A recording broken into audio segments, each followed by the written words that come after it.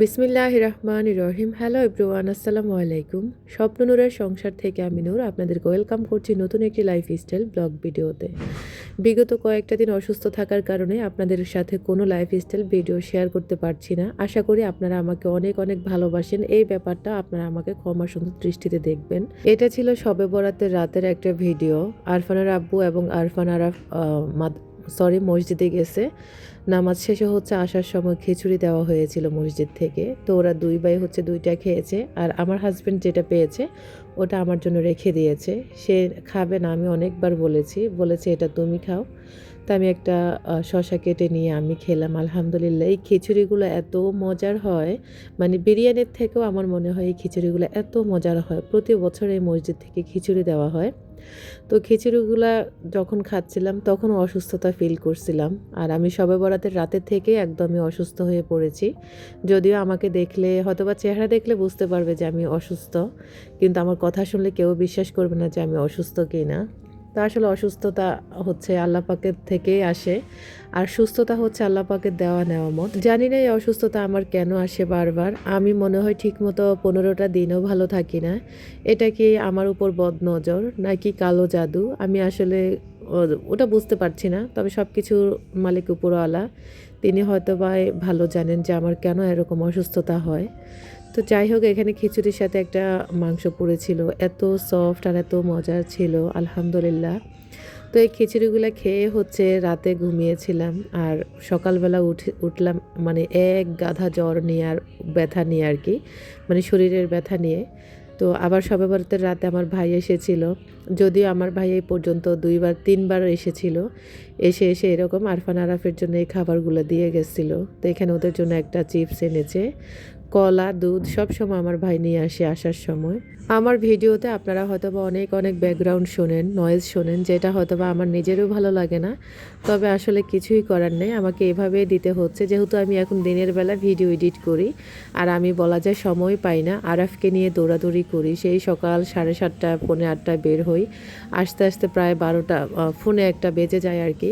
তো বাসায় এসে কাজ করা, রান্নাবান্না করা, আবার ভিডিও করা, অসুস্থ শরীরে সব কিছু করা আমার জন্য অনেকটাই টাফ হয়ে যাচ্ছে, কঠিন হয়ে যাচ্ছে এক কথায় বলা যায়। আপনারা সবাই আমার জন্য একটু দোয়া করবেন মন থেকে। পবিত্র মাহে রমজানে আপনাদের সবার কাছে দোয়া চাই, এবং কি রমজানের আগে আমি আপনাদের সবার কাছে ক্ষমা চাই। আমার কারণে আপনারা যারা অনেক অনেক কষ্ট পেয়েছেন, আমার কথাতে কিংবা কাজে যারা কষ্ট পেয়েছেন, অবশ্যই আপনারা সবাই আমাকে মন থেকে ক্ষমা করে দেবেন।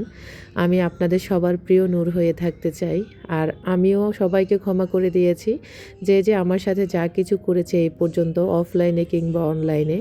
কারণ মানুষ মাত্রই ভুল হয়ে থাকে, আর ক্ষমা করাটাই আমাদের জন্য, মুসলিমদের জন্য উত্তম। তো আমি বলবো আপনারা সবাই সবাইকে ক্ষমা করবেন। আর এই পবিত্র মাহে রমজানে আল্লাহর দরবারে ইবাদত করার বেশি বেশি করে আপনারা চেষ্টা করবেন।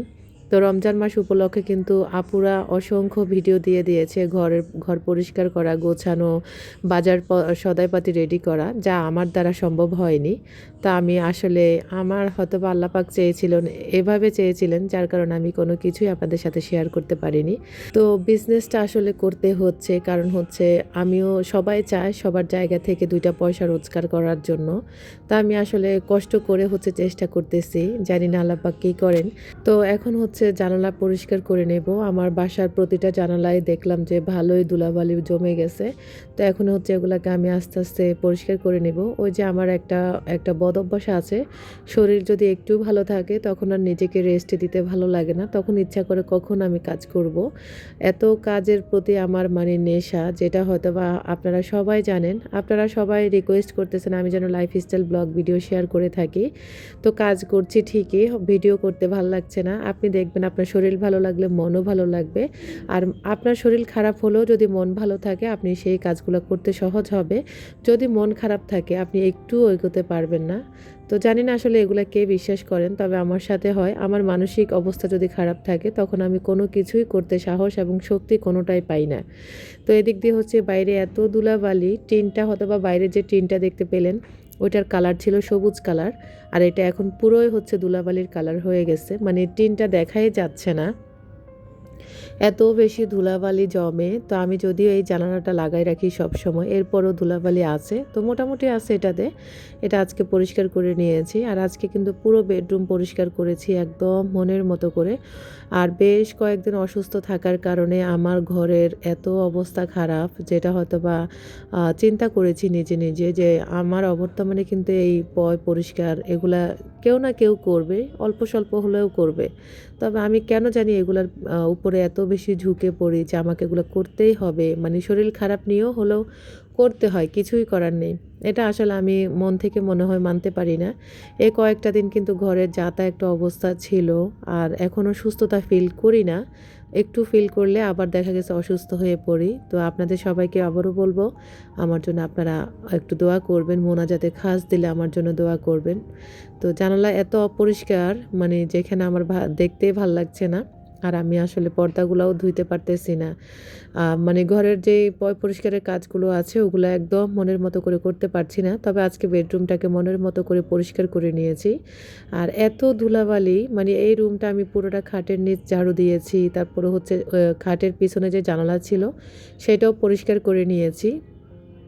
আর এখন হচ্ছে আবার রুমের যেই পুরোটা রুম আছে মেশিনটা বের করে ফেলেছি, মেশিন বের করে তারপরে হচ্ছে আমি আজকে বেডরুমটা ক্লিন করেছি। তো এই যে এখন হচ্ছে টাইলসটাকে পরিষ্কার করব। এগুলো আসলে আমি যতই পরিষ্কার করি, তবে একদম আমার মনের মতো চকচকে ঝকঝকে আমি করতে পারবো না। নতুন জিনিসের একটা লুক থাকে আর পুরান জিনিসের আরও একটা লুক থাকে আর কি। তো আমি আমার কষ্ট থেকে চেষ্টা করি, মানে পরিষ্কার রাখার জন্য। আলহামদুলিল্লাহ নিজের সাধ্য পরিমাণে চেষ্টা করি। শরীরে যতক্ষণ ভালো লাগে ততক্ষণ কাজ করি, আমি কিন্তু বসে থাকি না। অনেক আপুরা হচ্ছে বসে থাকে, হেলামি করে। আমার শরীর ভালো লাগলে মাশাআল্লাহ করে আমি বসে থাকি না। আমার সংসারের সমস্ত কাজ আমি গুছিয়ে রাখতে পছন্দ করি, গুছিয়ে চলতেও পছন্দ করি, গুছিয়ে কাজ করতেও পছন্দ করি। আর আজকে কিন্তু তোশকটাও রোদে দেওয়া হয়েছে। আর এখন দেখলাম যে খাটটা ভালোই হচ্ছে ধুলাবালি জমে গেছে। তা আমার এই খাটটা কিন্তু সেকেন্ড হ্যান্ড একটা খাট। এই খাট কিন্তু আমাকে আমার হচ্ছে 2018 সালে 19 সালে হচ্ছে আমাকে আমার মেজো মামি কিছু টাকা দিয়েছিল, 5,000 টাকা। আর হচ্ছে আমার ভাই বোনের সহ সবাই মিলে আমাকে এই খাটটা কিনে দিয়েছিল, সেকেন্ড হ্যান্ড খাট আর কি। তো এটা দিয়ে এখনও চলছে। আর এই সেলাইয়ের মেশিনটা এখন ক্লিন করে নিব। এটাও এত বেশি ময়লা ছিল, মানে এটা দেখাই যাচ্ছিল না, এত ধুলাবালি জমে গেছে। তো এটাকেও পরিষ্কার করে নিচ্ছি। আর এই মেশিনটাও আমি কিনেছিলাম সেকেন্ড হ্যান্ড, তবে এটা এখনও নতুনের মতোই আছে। টেবিল হতে একবার সব পার্টস নতুন করে দিয়েছিল আর কি ওনারা। তো এটাও হচ্ছে আমি এখন পরিষ্কার করে নেব। আপনারা অনেকেই জিজ্ঞেস করেন আমি সেলাইয়ের কাজ পারি কি না, আমি নিজে সেলাই করি কি না, এবং কি আমি সেলাই কেন শিখি না বা কেন করি না। আমি আসলে এই মেশিনটা কিনেছিলাম একদম আমি শিখে গেছি, শিখবো এরকম আর কি। তো আসলে আর শেখা হয়নি ব্যস্ততার কারণে। তবে আমার শেখার খুব ইচ্ছা আছে, কখন শিখবো তাও জানি না। তবে মেশিনটা আমি সেল করব না। কয়েকজন আপু বলেছিলেন এটা সেল করে দিলে যেন ওনাদের কাছে সেল করি। আমি আসলে সেল করব না, এটা আমি অনেক কষ্টে করে কিনেছি।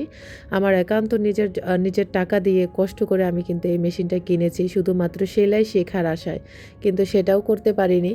তবে মেশিন যেহেতু আছে ইনশাআল্লাহ সেলাইও শিখে যেতে পারবো। ইউটিউব থেকে দেখেও শিখতে পারবো, তবে সেই ক্ষেত্রে একটু টাইম দেওয়া লাগবে। ইউটিউব থেকে দেখা আমার জন্য আমার মনে হয় কঠিন হয়ে যাবে, কারণ আমার মাথা মোটা, আমি এত কাজের প্রতি এত আইডিয়া নাই।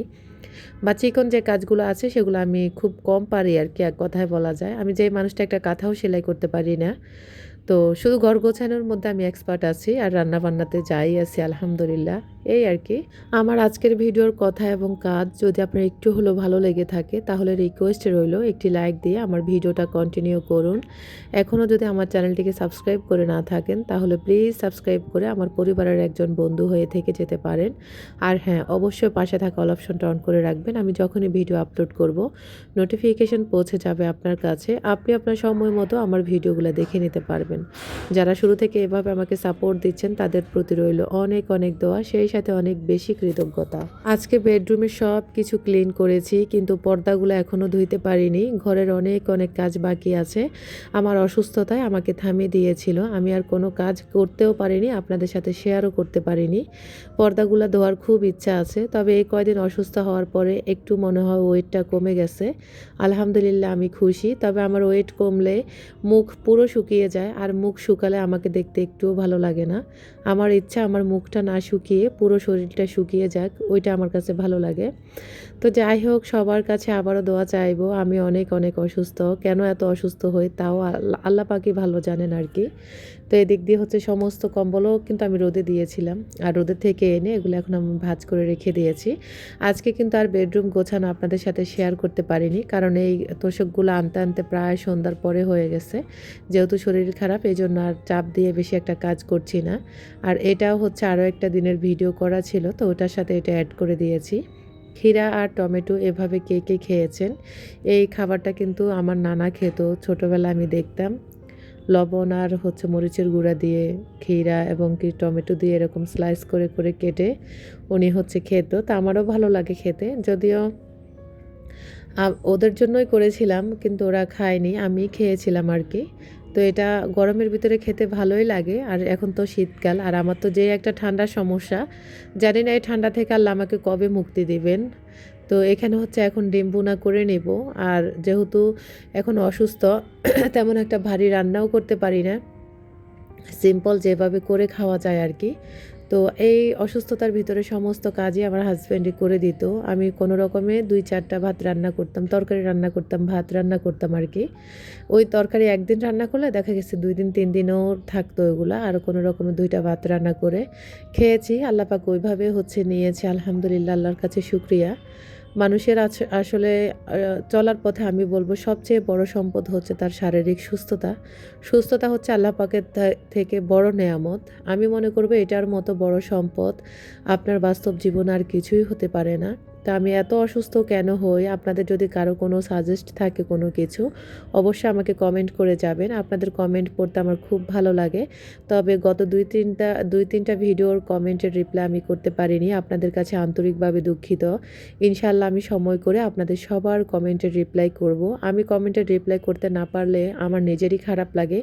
আপনারাও হয়তোবা আমাকে অনেক কিছু মনে করতেছেন, তবে আমার যারা ভালোবাসার ভাই বোনেরা, আঙ্কেল আন্টিরা আছে, তারা অবশ্য বুঝবে যে আমি যে কতটা অসুস্থ। তো অনেক ব্যস্ততার মধ্যে হচ্ছে ঘরের কাজ করছি, কোনো রকমে ভাত খাচ্ছি, আল্লাহ দিন নিচ্ছে আর কি। আলহামদুলিল্লাহ, আপনাদের সবার দোয়ায়, আল্লাহ পাকের রহমতে আলহামদুলিল্লাহ, আল্লাহ যেভাবে হোক দিন পার করতেছি। তো এই ছিল আমার আজকের ভিডিওতে। কেমন হয়েছে আজকের রান্নাটা অবশ্যই কমেন্ট করতে ভুলবেন না। আল্লাহ হাফেজ।